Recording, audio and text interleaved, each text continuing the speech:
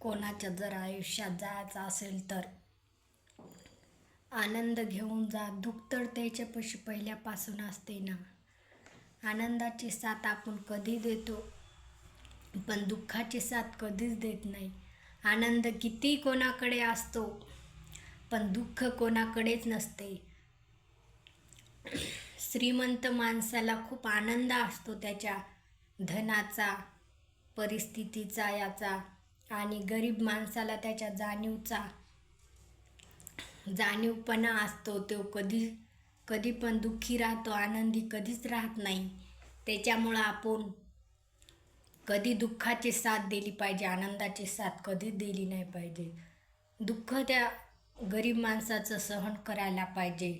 सुख तर कोणीही सहन करन, पण दुःख कोणीच सहन करत नाही, आणि दुःखाची साथ कधीच कोणी देत नाही.